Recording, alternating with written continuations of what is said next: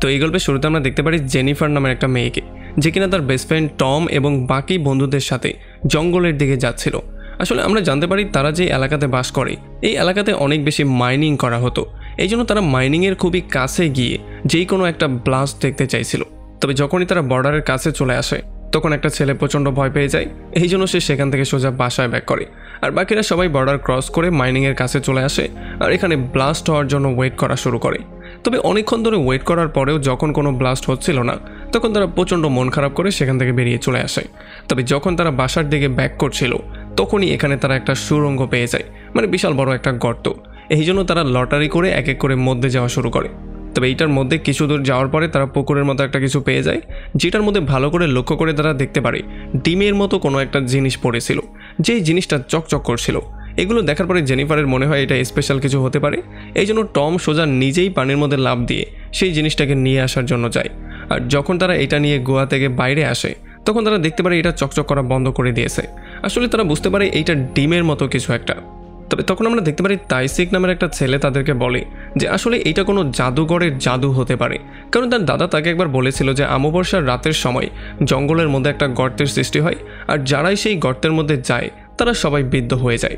তবে এগুলো শোনার পরে কেউই তার কথায় পাত্তা দেয় না, কারণ তারা সবাই গুহার মধ্য থেকে বাইরে আসলেও তারা এখন পর্যন্ত কেউ বিদ্ধ হয়নি, এই জন্য সবাই তাকে নিয়ে মজা করা শুরু করে। তবে তখনই জেনিফার নোটিস করে তার মায়ের দেয়া হেয়ার পিনটা গায়েব হয়ে গেছে, এই জন্য সেটা খোঁজার জন্য সে আবারও গুহার মধ্যে চলে যায়। আর বাকি বাচ্চারা এখানেই বসে থাকে সেই ডিমটাকে পর্যবেক্ষণ করার জন্য। আসলে তারা জানতে চাইছিল যে এই ডিমটার মধ্যে আছেটা কি, এই জন্য তারা জেনিফারের ওয়েট না করেই তারা তিনজনেই ডিমটাকে আছাড় মেরে ভেঙে ফেলে। তবে তারপর তারা পুরোপুরি শকড হয়ে যায়। তারা দেখতে পারে ডিমের মধ্যে আসলে কিছুই ছিল না, এইটা পুরোপুরি ফাঁকা একটা জিনিস ছিল।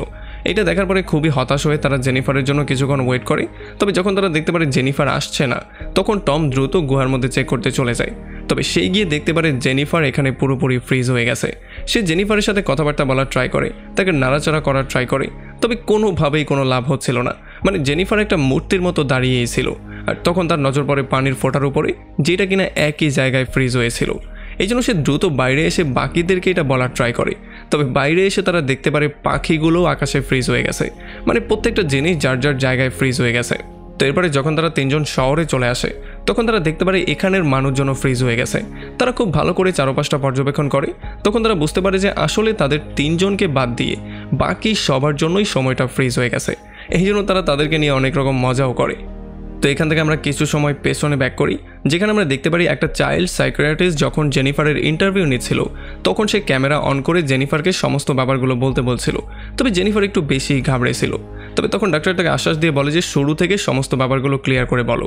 তখন জেনিফার তাকে বলা শুরু করে যে ছোটবেলায় তার মা ডোকিউ নামের একটা লোককে বিয়ে করেছিল আর এরপর তার মায়েরও মৃত্যু হয়ে গিয়েছিল।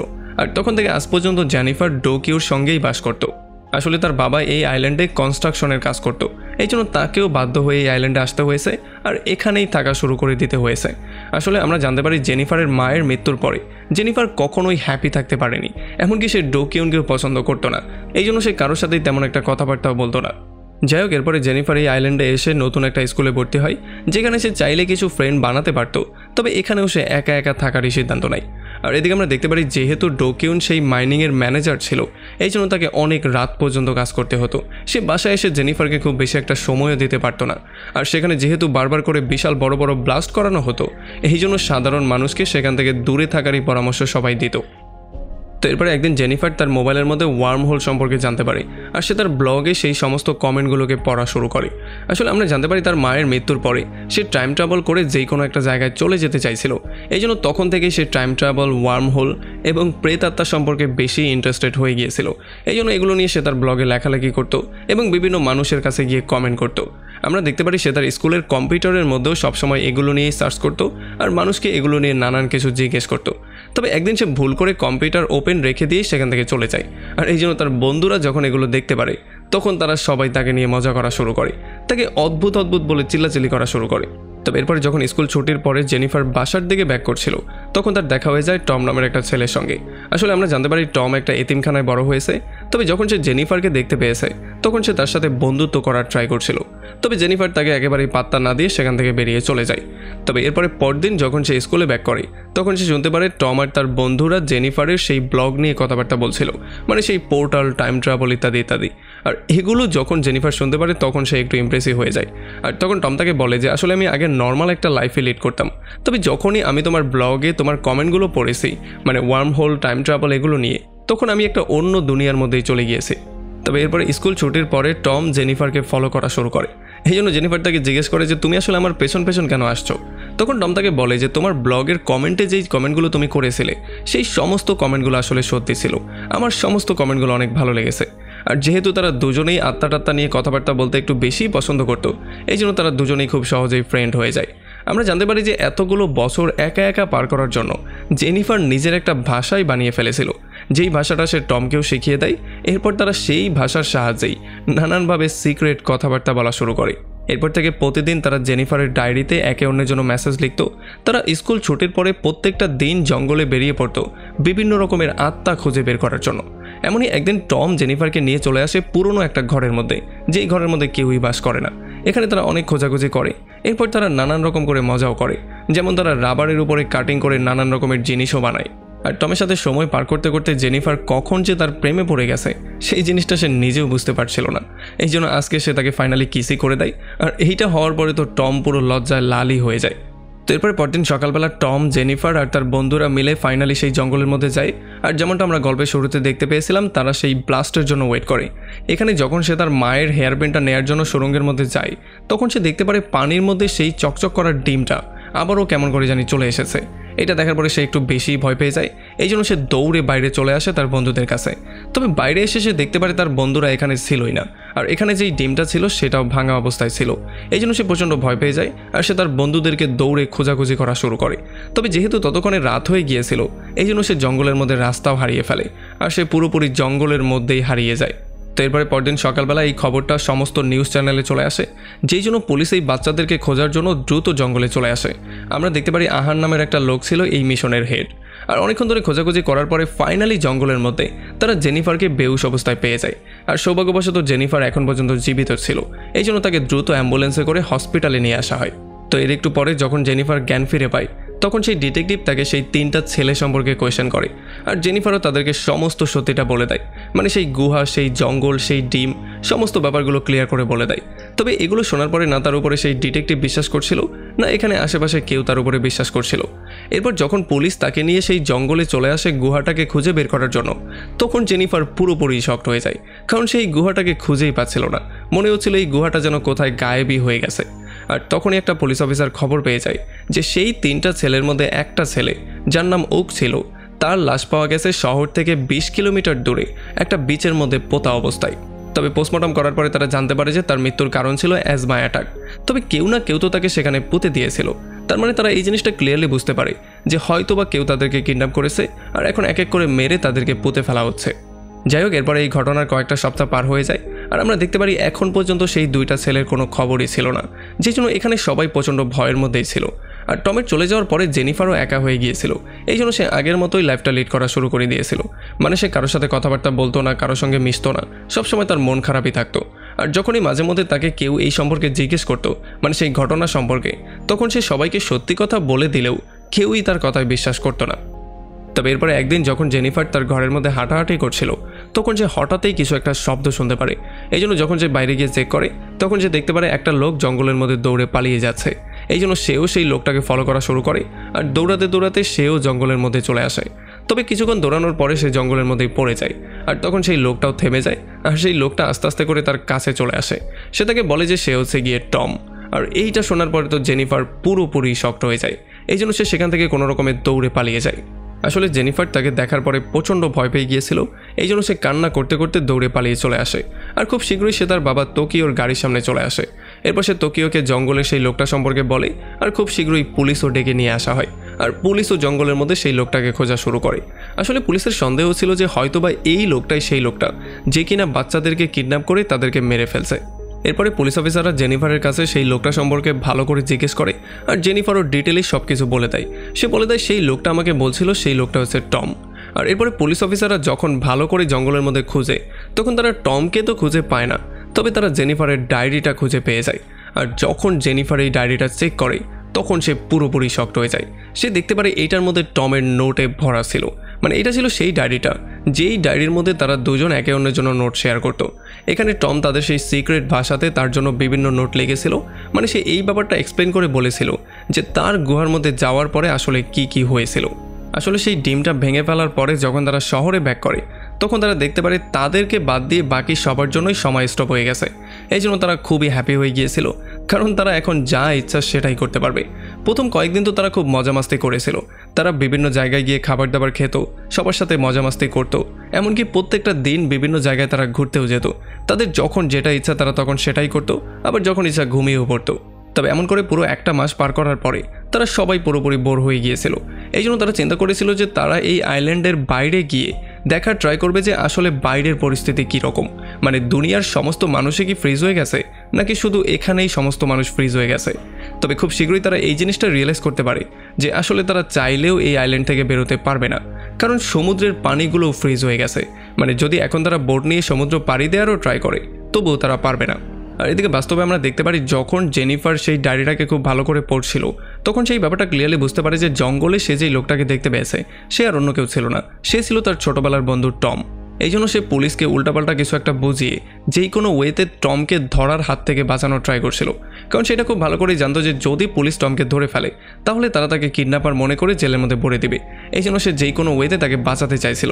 এই জন্য সে গিয়ে পুলিশকে বলে দেয় যে আসলে আমি জঙ্গলের মধ্যে কাউকেই দেখতে পাইনি, হয়তোবা যেহেতু আমি একটু বেশি প্যানিকের মধ্যে ছিলাম এই জন্য আমার কোনো ভ্রম হলেও হতে পারে। আর পুলিশও তার কথায় বিশ্বাস করে ফেলে, এই জন্য তারা সেখান থেকে বেরিয়ে চলে যায়। আর পুলিশ যাওয়ার পরপরই সে আবারও ডায়েরিটা খুলে পড়া শুরু করে। আমরা দেখতে পারি কয়েকটা মাস পার হয়ে যাওয়ার পরে বাচ্চারা একটা মলের মধ্যে তাঁবু করে থাকা শুরু করে দিয়েছিল। তবে এখানেও তারা কোনোভাবেই শান্তিতে থাকতে পারছিল না, কারণ তারা অনেক বিরক্ত হয়ে গিয়েছিল। আর উকের শরীরের অবস্থা আস্তে আস্তে করে খারাপ হয়ে যাচ্ছিল, কারণ যেহেতু তার এজমা ছিল আর তার ইনহেলারও কোনোভাবে কাজ করছিল না। আর দেখতে দেখতে উকের শরীর আরও বেশি খারাপ হয়ে যায় আর একটা সময় তার মৃত্যু পর্যন্ত হয়ে যায়। আর যখন তারা দুজনেই ব্যাপারটা দেখতে পারে তখন তারা পুরোপুরি শকড হয়ে যায়। তারা একেবারে ফ্রিজের মতোই হয়ে যায়। মানে তারা বুঝতেই পারছিল না এখন তারা কি করবে, কারণ তাদের প্রিয় বন্ধু তাদের চোখের সামনে মারা গিয়েছে। এই জন্য বুকে পাথর চাপা দিয়ে হলেও তারা উকে নিয়ে ফাইনালি বিচে চলে আসে আর তাকে তারা শ্রদ্ধার সঙ্গে দাফন করে দেয়। আসলে মৃত্যুর পরে উকের শরীরটাও ফ্রিজ হয়ে গিয়েছিল, মানে বাকি সবার মতোই। তো এরপরে দেখতে দেখতে পুরো 5টা বছর পার হয়ে যায়, কিন্তু এখন পর্যন্ত সময় সবার জন্য ফ্রিজই হয়েছিল। আমরা দেখতে পারি টম আর তার বন্ধু অনেকটাই বড় হয়ে গেছে আর এখন পর্যন্ত তারা আশা করছিল যে পৃথিবী কোনো না কোনো একটা সময় আবারও আগের মতো সচল হয়ে যাবে। টম আর তার বন্ধু হিসেব করছিল যে যখন তাদের বয়স 20 হয়ে যাবে তখন হয়তোবা পৃথিবী আবারও স্বাভাবিক হয়ে যাবে। তো এরপর তারা প্রত্যেকের পকেট থেকে অল্প অল্প করে টাকা নিয়ে নেয়, যাতে করে যদি সময় আবারও ঠিক হয়ে যায় তাহলে অন্ততপক্ষে তাদেরকে গরিব থাকতে না হয়। তবে আমরা দেখতে পারি এরপরে তারা 20 বছরের যখন হয়ে যায় তখনও সময়ের কোনো পরিবর্তনই হয় না। এই জন্য তারা প্রচণ্ড হতাশ হয়ে যায় আর তারা শহর ছেড়ে জঙ্গলের মধ্যে এসে একটা লাকড়ির ঘরের মধ্যে থাকা শুরু করে। তবে একদিন টম প্রচণ্ড বিরক্ত হয়ে ধৈর্যহারা হয়ে বাইরে গিয়ে চিৎকার চেঁচামেচি করা শুরু করে আর পাগলের মতো নাচানাচি করা শুরু করে। তাই সে দূর থেকেই সমস্ত ব্যাপারগুলো দেখছিল আর সেও এখন ধৈর্যহারা হয়ে গিয়েছিল, মানে তারও এখন আর আশা ভরসা ছিল না। তবে তখনই টম দেখতে পারে আকাশে চাঁদের আকার একটু পরিবর্তন হচ্ছে, যার মানে সময় আস্তে আস্তে করে ঠিক হয়ে যাচ্ছে। মানে যদি চাঁদ পুরোপুরি কন্ট্রোলে চলে আসে তাহলে হয়তোবা সময় আবার আগের মতো হয়ে যাবে। এই জন্য সে দৌড়ে তাইসিকে এটা বলার জন্য যায়।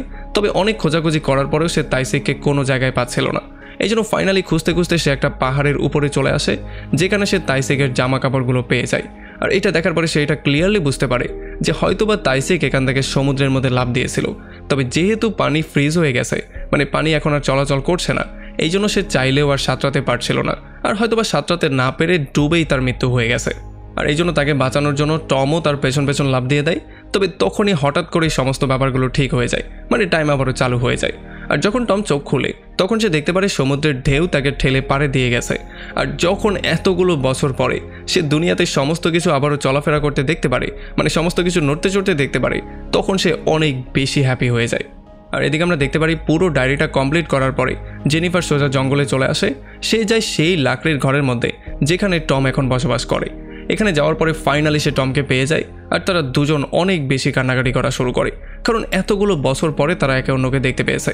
এরপর তারা দুজন মিলেই সিদ্ধান্ত নিয়ে ফেলে যে তাদের সাথে যেই ঘটনাটা হয়েছে এটার সত্যতা তারা পুরো দুনিয়ার সামনে তুলে ধরবে। তবে জেনিফার এই জিনিসটা খুব ভালো করেই জানতো যে কেউই তার কথায় বিশ্বাস করবে না। আর এদিকে সিসিটিভি ক্যামেরার মাধ্যমে ডিটেকটিভরাও এই জিনিসটা জানতে পারে যে এখন পর্যন্ত টম সেই জঙ্গলের মধ্যেই আছে। এই জন্য তাদের সন্দেহ হয়ে যায় যে হয়তোবা এইটাই হচ্ছে সেই কিডন্যাপার যে কিনা বাচ্চাদেরকে ধরে নিয়ে গেছে। এরপরে রাতের বেলায় টম চলে আসে জেনিফারের রুমের মধ্যে। আসলে এতগুলো বছর একা একা পার করার পরে এখন সে প্রচণ্ড বিরক্ত হয়েছিল। এই জন্য এখন আর সে একটা সেকেন্ডও একা পার করতে চায় না। এই জন্য সে তার সঙ্গে কথাবার্তা বলে একটু সময় স্পেন্ড করার ট্রাই করে, আর পরবর্তীতে সে তার সাথেই এখানে ঘুমিয়ে পড়ে। এরপরে পরদিন সকালবেলা যখন দোকিও কনস্ট্রাকশন সাইটে চলে আসে তখন সেই দুইটা ছেলের বাবা মা চলে আসে। তারা এসে তাদের বাচ্চাদের মার্ডারের দায়ভার দোকিওর উপরে চাপানো শুরু করে। আসলে তাদের বিশ্বাস ছিল যে যেহেতু কনস্ট্রাকশন সাইটের মধ্যে কিছুদিন পরপরই ব্লাস্ট করা হয়, হয়তোবা তাদের বাচ্চারা সেই ব্লাস্টের মধ্যেই মারা গিয়েছিল।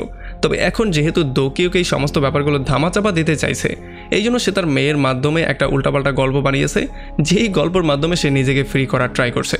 এদিকে জেনিফার টমকে নিয়ে চলে আসে সেই এতিমখানায়, যেই এতিমখানায় সে ছোটবেলা থেকে বড় হয়েছে। এখানে ওয়ার্ডেনকে জেনিফার সমস্ত ব্যাপারগুলো ক্লিয়ার করে বলে, আর এরপরে টমকে ডেকে সে নিজে বাইরে চলে যায়।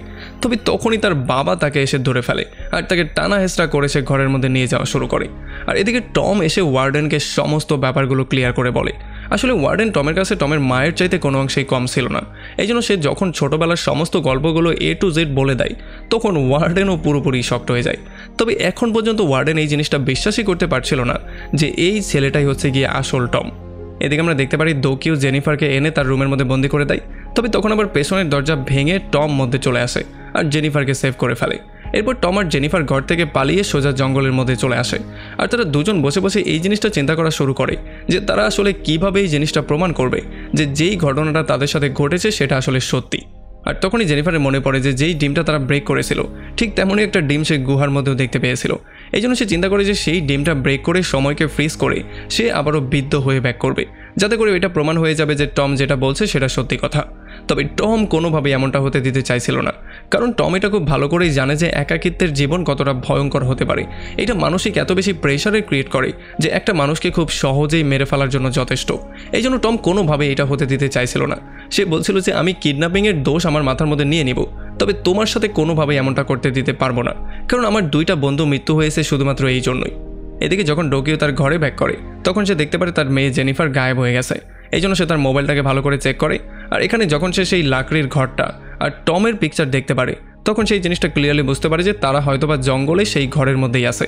এই জন্য সে রাতের বেলায় চুপি চুপি সেই ঘরের মধ্যে চলে আসে, আর এখানে এসে সে টমের উপরে আক্রমণ করে তাকে আহত করে ফেলে। আর এরপর সে জেনিফারকে নিয়ে চলে যাওয়ার ট্রাই করে, তবে জেনিফার কোনোভাবেই যেতে চাইছিল না।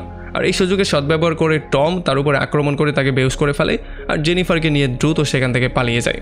এরপরে পরদিন সকালবেলা পুলিশ সেই জঙ্গলের ঘরের মধ্যে গিয়ে তল্লাশি করে, আর এখানে পুলিশ সমস্ত ব্যাপারগুলো দেখে এটা অনুমান করে যে হয়তোবা সেই লোকটা নিজেকে টম বলে জেনিফারকে ধোঁকা দেওয়ার ট্রাই করছে। এরপরে খুব শীঘ্রই তাদের পালিয়ে যাওয়ার খবরটা টিভিতেও প্রচার করা হয়, যেই জন্য তারা পরে একটা মহা বিপদে, কারণ এখন যেহেতু সবাই তাদেরকে চিনে ফেলেছে এই জন্য সবাই তাদের লোকেশন পুলিশকে বলে দিচ্ছিল, আর পুলিশও খুব সহজেই তাদেরকে ফলো করা শুরু করে। তবে জেনিফার টমকে বাঁচানোর জন্য ফাইনালি পুলিশের কাছে নিজেকে সারেন্ডার করে দেয়, আর যাওয়ার সময় সে টমকে বলে যায় যে সুড়ঙ্গের মুখে তার সঙ্গে মিট করার জন্য। এরপরে ডিটেকটিভ আহান জেনিফারকে এটা বুঝিয়ে বলার ট্রাই করে যে সেই লোকটা তোমাকে মিথ্যা বলে তোমাকে ধোঁকা দেওয়ার ট্রাই করছে, তবে জেনিফার তার কথায় একেবারেই কান দেয় না। এরপর সে ওয়াশরুমে যাওয়ার বাহানা করে পুলিশকে ফাঁকি দিয়ে সেখান থেকে পালিয়ে চলে আসে। এরপর সে সোজা জঙ্গলে গুহার মধ্যে চলে আসে আর সেখান থেকে সেই চকচক করার ডিমটাকে বের করে নিয়ে আসে। এরপর সে সেই ডিমটা টমের হাতে দিয়ে দেয়, তবে এরপরে টম এই ডিমটা জেনিফারের হাতে দিতে সম্পূর্ণ অস্বীকার করে, কারণ সে চাইছিল না জেনিফার এই ডিমটার ইউজ করুক। আসলে টম এই সিদ্ধান্ত অলরেডি নিয়ে ফেলেছিল যে এখন সে গিয়ে পুলিশের কাছে সারেন্ডার করবে এবং তার দুইটা বন্ধুর মৃত্যুর দায়ভার সে তার নিজের কাঁধে নিয়ে নেবে। তবে তবুও সে জেনিফারকে এই ডিমটা ইউজ করতে দিবে না। এই জন্য টম এই ডিমটা নিয়ে দৌড়ানো শুরু করে আর জেনিফারও দৌড়ে তাকে ফলো করা শুরু করে। তবে খুব শীঘ্রই এখানে পুলিশ এসে তাদেরকে চারপাশ দিয়ে ঘিরে ফেলে। এখন তারা দুজনেই একটা পাহাড়ের উপরে দাঁড়িয়েছিল, মানে পেছনে কয়েক দিলেই তারা পাহাড় থেকে নিচে পড়ে যাবে। তবে তখনই একটা পুলিশ এসে টমকে ধরার জন্য তার উপরে আক্রমণ করে দেয়, আর এই হাতাহাতির মধ্যে জেনিফার সেখান থেকে নিচে পড়ে যায়। যদিও ডিটেকটিভ আহান তাকে সেভ করার জন্য তাকে ধরার ট্রাই করে, তবে সে নিজেও তার সঙ্গে জ্বলে যায়। এই জন্য টম দ্রুত চলে আসে তাদের দুজনকে সেভ করার জন্য। তবে যতক্ষণে সে জেনিফারের হাতটা ধরতো তার আগে তারা দুজন সেখান থেকে নিচে পড়ে যায়। আর যখন টমি জিনিসটা দেখতে পারে তখন সে তার হাতে থাকা সেই ডিমটাকে ভেঙে ফেলে, যাতে করে সময়টা এখানে স্টপ হয়ে যায় আর কোনো রকমে জেনিফারের জীবনটা সেভ হয়ে যায়। আর এর একটু পরে যখন জেনিফার জ্ঞান ফিরে পায় তখন সে দেখতে পারে সে ডিটেকটিভ আহানের সঙ্গে একটা বিচের মধ্যে ছিল, আর তখন সেই ব্যাপারটা রিয়েলাইজ করতে পারে যে আসলে তাকে সেভ করার জন্য টম কি করেছিল। আসলে যদিও তার জন্য অল্প কিছু সময়ই পার হয়েছিল, তবে টমের জন্য পুরো 10টা বছর পার হয়ে গিয়েছিল। এরপরে খুব শীঘ্রই জেনিফারকে আবারও তার বাবার কাছে দিয়ে আসা হয়, আর সে তার বাবার কাছে সমস্ত ব্যাপারগুলোর জন্য মাপ চায় আর তাকে প্রথমবারের মতো বাবা বলে ডাকে। এই জন্য তার বাবাও খুবই হ্যাপি হয়েছিল। এরপরে ডিটেকটিভ আহান জেনিফারের সঙ্গে মিট করে তাকে জিজ্ঞেস করে যে আমরা দুজন তো পাহাড় থেকে পড়ে গিয়েছিলাম, তাহলে তবুও আমরা কি করে জীবিত রয়ে গেলাম। যদিও জেনিফার এই প্রশ্নের উত্তর দেয় না, তবে ডিটেকটিভ এই জিনিসটা ক্লিয়ারলি বুঝতে পারে যে আসলে শুরু থেকেই জেনিফার সমস্ত কথাগুলো সত্যিই বলছিল, তবে তারাই তার কথায় বিশ্বাস করছিল না। আর এই জন্য এখন ডিটেকটিভ তাকে বলে যে তোমাকে মিথ্যা সাক্ষ্য দিতে হবে, কারণ নয়তোবা তুমিও ফেসে যেতে পারো। তুমি বলবে যে সেই খুনি তোমাকে ফুসলিয়ে ফাসলিয়ে নিয়ে যাওয়ার ট্রাই করছিল, কারণ এমনটা করলেই তুমি যেই কোনো ওয়েতে বাঁচতে পারবে। কারণ এখন এলাকার সমস্ত মানুষজন সেই খুনির পাশাপাশি তোমার উপরেও সেই 2টা ছেলের খুনের দায়ভার চাপাতে চাইছে। অ্যান্ড ফাইনালি এতটুকু বলার পরেই তার গল্পটা বলা শেষ হয়ে যায়। আর এত অদ্ভুত আর ভয়ঙ্কর গল্প শোনার পরে সেই সাইকিয়াট্রিস্টও পুরোপুরি শকড হয়ে যায়। এরপর সে তাকে বলে যে আমি এই গল্পটা নিয়ে একটা বই লিখতে চাই। আর এর কিছুদিন পরে আমরা দেখতে পারি যখন জেনিফার হাই স্কুলে উঠে যায় তখন সেই এলাকা ছেড়ে অন্য এলাকায় যাওয়ার সিদ্ধান্ত নেয়। তবে যখন সে চলে যাচ্ছিল তখন সে শেষবারের মতো সেই সাইকিয়াট্রিস্টের সঙ্গে মিট করে, আর সেই সাইকিয়াট্রিস্ট তাকে সেই বইটা দেয় যেটা সে তার গল্প নিয়ে লিখেছিল। তবে এরপর যখন সে বোটের দিকে যাচ্ছিল তখন সে তার গাড়ির উইন্ডো দিয়ে হঠাৎ এই টমকে দেখতে পারে। এই জন্য সে গাড়ি থেকে বেরিয়ে দৌড়ে চলে আসে টমকে দেখার জন্য। তবে এখানে আসলে কেউই ছিল না। তবে পরবর্তীতে যখন সে বোটে যায় তখন তারা বোটের ডেকের মধ্যে একে অন্যের সাথে মিট করে। এখন জেনিফার এই জিনিসটা ক্লিয়ারলি বুঝে গেছে যে টম এখন আরও 10 বছর বড় হয়ে গেছে। তবে সে মনে মনে তাকে থ্যাংক ইউ বলে তার জীবনটা সেভ করার জন্য। আর এমনই একটা ইন্টারেস্টিং পয়েন্টে এই পুরো মুভিটা এখানেই শেষ হয়ে যায়।